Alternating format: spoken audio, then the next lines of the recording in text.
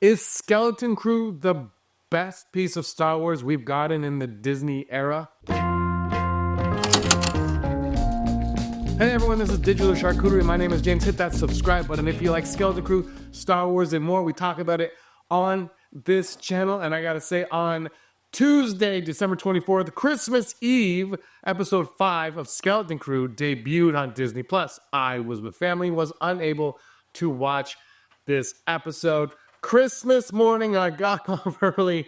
My daughter's 2, so she was very excited, but not, at the level of I'm waking up at 3 a.m. the crack of dawn to open presents. So I had a little bit of time. I watched the first half, and then after she went to bed, I watched the second half of this episode. And I thought I'd call on here today to discuss the episode a little bit. And I want to know what you guys thought of episode 5 of Skeleton Crew in the comments down below. Let's have a conversation about this series, which I think is spectacular. I'm not sure it's as good as the first 2 seasons of The Mandalorian, and to call it the best streaming series point blank is a little bit difficult. Andor was really good, I thought, but also it's going to have a second season with only 1 season of anything when you have multiple seasons of Mandalorian. Obviously, it's hard to compare those two in any capacity because, as people didn't like season 3 of Mandalorian, so does that mean you like Skeleton Crew more or not?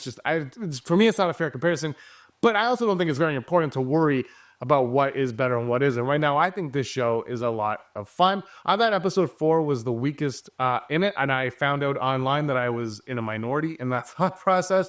But this episode, for me, brought it right back to everything I love about this series. It's kids on their mission. The Goonies, Explorers, Flight of the Navigator, 80s Amblin, E.T., all that stuff. It was all there. And it started with the parents this episode again. Another episode did that as well. And I'm always like, oh man, I don't know if I give a crap about the parents. And I started to. This episode actually started to get me to care a little bit more about the parents, to see where they're coming from, how they want to reach out and get help for their kids, but they can't because there's something up with this planet, which we learn a little bit more later on, but I still think there's going to be a little bit more to it, but they can't reach out. No one can know where they are, and that's causing a lot of problems for them. So then they find a way to kind of get through the system, and that's Wim's dad does that, and he is caught point blank. But then it turns out that Fern's mom is actually like the head honcho, and she's like, why did you do this? And that for me, that was kind of like, at that point, I was like, this is, why wouldn't she just attempt it? But I guess, she can't because of her position, so whatever. It didn't work out, obviously, but we learned more. Like these robots, these droids, they're in a lot of control on this planet. There's a lot of control from these droids on this planet. We don't quite know exactly what their whole role is as well, and who put them in that power either. Then we get to the action of Jod, Nana Wood, and the kids, and they're waking up good old Smee, Mr. Smee, who was shut down last episode for trying to kill the kids. John Nana Wood saved Neil by shutting down Smee, SM-33. They decided to activate him. They have him, in a funny moment, they have him strapped down, and then it turns out that the straps actually are meaningless on Smee, and he can break free of them at any time. But they kind of get him back on board, and he says, I don't know how to get to Atten, but my captain, and it was, I can't remember the captain's name, Randor, Dash Rendor, not Dash Randor, it was Dash Redden or something. It was Dash, which I thought was awesome.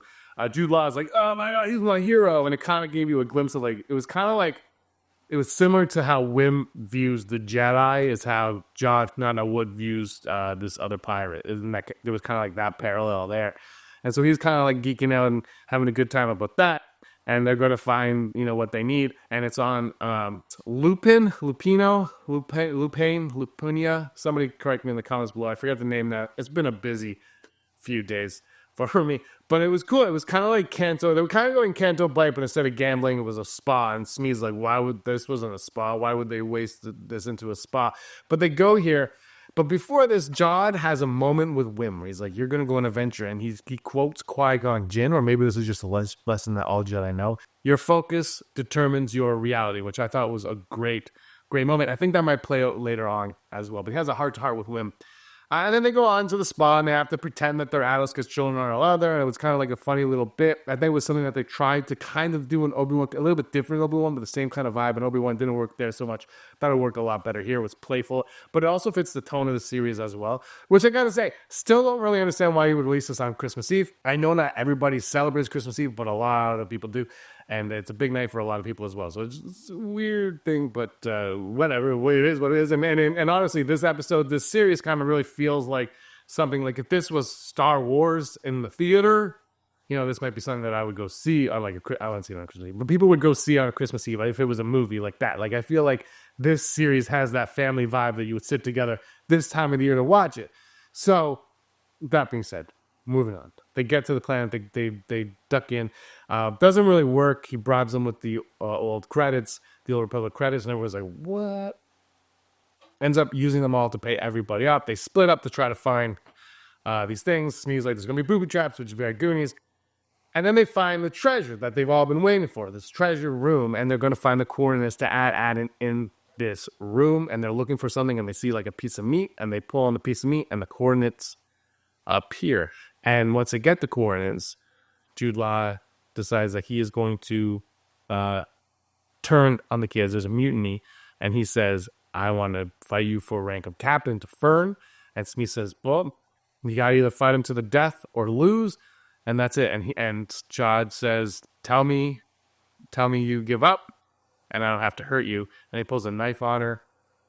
It was a good moment. It was one that I was anticipating for quite a while now. You knew he was going to turn. He is Long John Silver. I really think his ending is going to be ambiguous and obvious. He's very Long John Silver. So it wasn't surprising that it came up. What did surprise me and got me very excited was when Wim held a lightsaber. I was like, I've been kind of suspecting that they're going to make him force sensitive, or his mom would be a Jedi or something to that effect. And we would learn that going on. I'm like, are we going to learn something here? The music is swelling, I thought, perfectly. Kind of like, I haven't been a huge fan of the music in the series, but this moment was kind of like bizarro Last Jedi, where the music swelled up for Luke tossing the lightsaber, and it was, to me, it that moment was brutal. But the music did the same type of thing, but it was hero. He's such a hero, and he ignites it upside down, and the blade hit the ground and goes flying like a kid would do. I remember being like 15 paintballing, and I walked up the stairs, slipped, and I just shot the thing all over the ground. And that's, it kind of felt like that's what a kid would do. A kid wouldn't hold it perfectly, wouldn't know how to hold it perfectly, especially children that are from an isolated planet. And actually in that moment, when Jod has the knife to Fern's neck, she's like, you can't hurt me, you're an adult, which also shows a little bit how they've been isolated and that they don't know the realities of the galaxy, but also Jude Law, John Underwood is a pirate, and they don't live by any of the rules that anybody would ever have ever. They do what they want, with what they want, with who they want, how they want, when they want, where they want, and they're kind of experienced the real life dangers. And they pull a trap door and they fly down, and this episode ends with Jude Law grabbing that lightsaber, and I was like, yeah, here we go. The Acolyte had a bunch, but I'm like, just lightsabers are so, I know people like to pretend like I don't need lightsabers in my Star Wars. Andor is a 10 out of 10 for me, maybe 9 out of 9.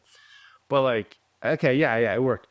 But at some point, I want a lightsaber action. So I was very happy when Jude Law got his lightsaber, because Star Wars, man, a big part of Star Wars is lightsabers. So I was very excited with that. Now the question is, what is going to happen? Because I don't think they're going to leave the kids stranded. I don't think they're going to meet up with that woman that turned Jod Nana Wood in. Some of the pirates might be dead, or all the pirates might be dead. We don't know. We know that Brutus is not dead. He's still out there. Jod's got to get to Atten. What's going to happen to him when he arrives there? I think it's going to be very ambiguous, very Long John Silver, what happens there. But I think he's going to protect the kids in a lot of ways. I think that bonding moment with Wim was legitimate. And I think it was last week, that was Neo's episode. The week before was KB, and Fern's I thought this one might be Fern's episode, which it might have been Fern and Wim, but it's more Wim, I think. This one had like Wim doing what he was doing. You're like, okay, I think that the kids are going to make it back before the end. It's coming up soon. We got a few episodes to go. But now Jude Law has a lightsaber, and I'm not 100% convinced that he is going to be a bad guy in all of this. I think that could be a red herring. I'm not sure what his play is with the kids. He might use the kids as leverage or hostages to get through the pirates, to maybe negotiate with them. But I do think he has a little bit of a soft spot for the kids. Whether or not he wants to admit that or not right now remains to be seen. But I think by the end of the series, we will see that, which I think is very predictable, which I think this show, as great as it's been pretty high on the predictability level. But they've done it in a way that you buy into it and you're like, okay, let's go. It's not always a problem to be predictable. It's when it's predictable and you're bored and you're like, wow, and like, it's not, these aren't really twists, like the Jude Law thing at the end is, I guess, it's a twist, but it's not really a twist because that's a plot. It's part of the plot. Like, you see that coming. Everyone says this guy can't be trusted. He's John Underwood. He's Silvo. He has all like 5 different names. Everybody knows him by something else. They've learned that in this. That everyone says, don't trust this guy. Why are you trusting him? Of all the people to trust, this is not the guy. You could trust Brutus over Jod, and no one, these kids are too naive to listen. But I do. So he turns. So you're expecting that to happen, but it happened in a very good way, a very believable way, and an entertaining way. So you buy into it.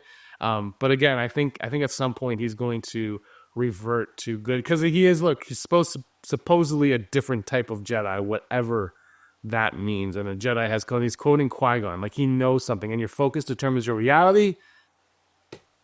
Is that going to play a part into what he's doing? Is that the fact of what actually happened, or were they focusing on the wrong aspects of Jod? No. But in the end, the kids find a trapdoor. Wim finds it, very quick thinker, and they escape down a trapdoor, and that's when Jod not only gets his lightsaber. So your focus determines your reality. Is that going to play a big part of the episodes and the upcoming episodes? Let me know in the comments down below. Thanks for watching, everybody. Give us a like and subscribe. Until next time, may the force of others be with you.